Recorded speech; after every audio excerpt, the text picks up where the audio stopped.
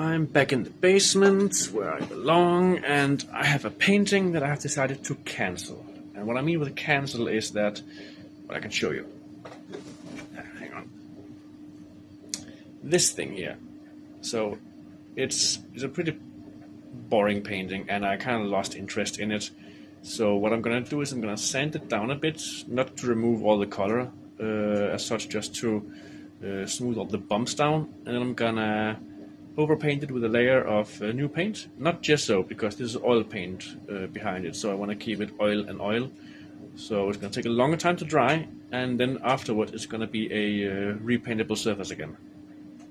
I got a tiny piece of sandpaper to sand it down, and don't mind all that noise, I'm going to block that out for the rest of it.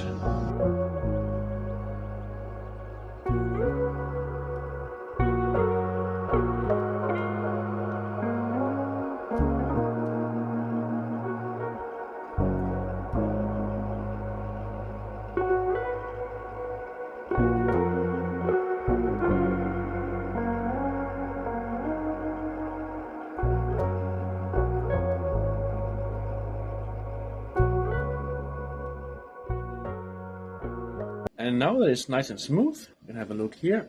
It's it's somewhat distressed as well from the sanding, but no bumps and such. So now it will become a nice flat surface when I put some new paint on. I mixed a quick little neutral gray, and now I'm gonna smear it all over this to get it back to be a nice little toned, not canvas, but toned board. A nice little toned board.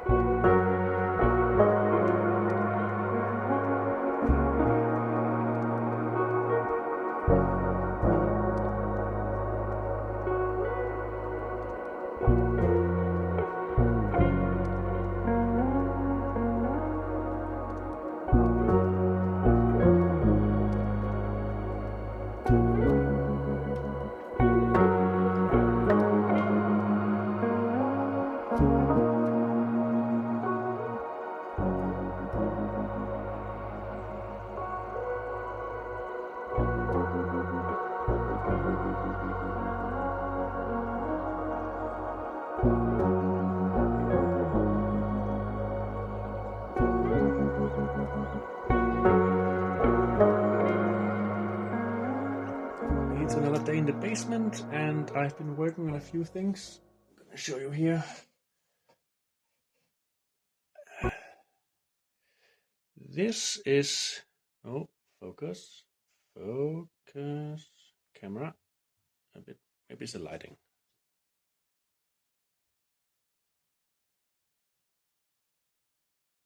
Hang on.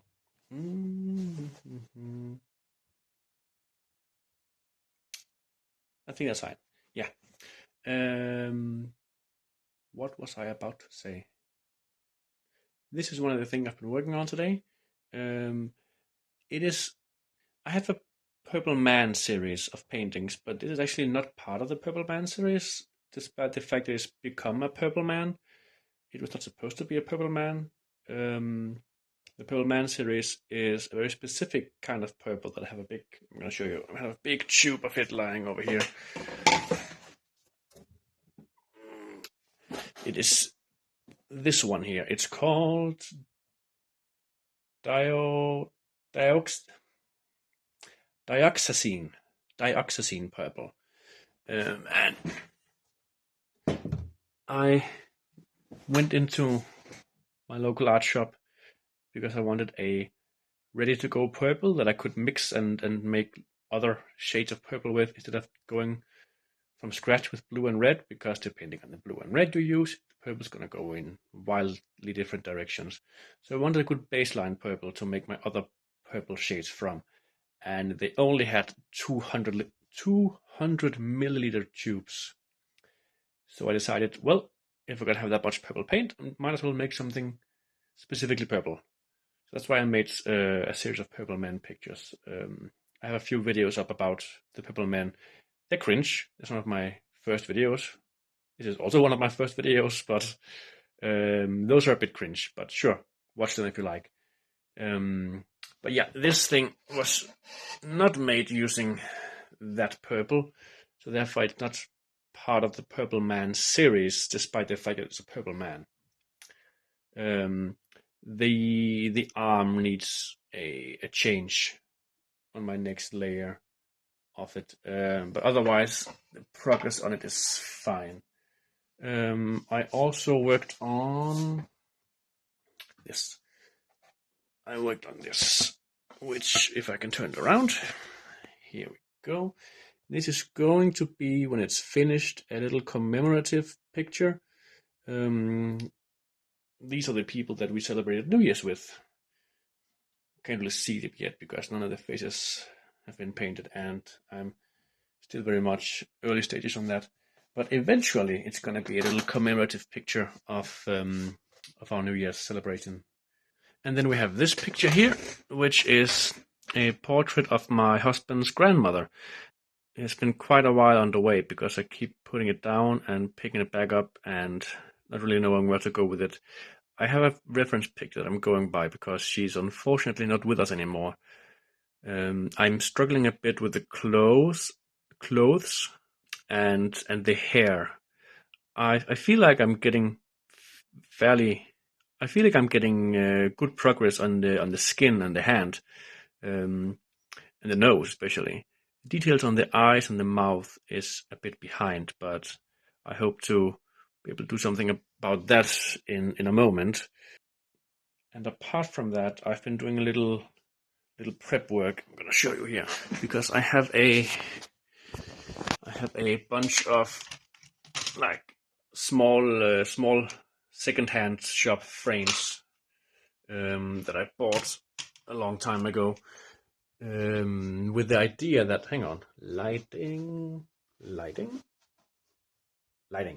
with the idea that I was going to put some of my small practice pieces in some frames, but none of the pieces I made fit very well in the frames. It's going to be a mess, and I have to cut them up to make them fit. I didn't want to do that, so now I'm just making some new artwork to go in the frames. So I'm going to show you here. If you can see, this is not very visible. This is paper taped to the door that I have gessoed. The gesso is dry, but it's still a bit curvy because there's some moisture in the paper, so it's going to sit overnight, and then we're going to see what it's going to be like.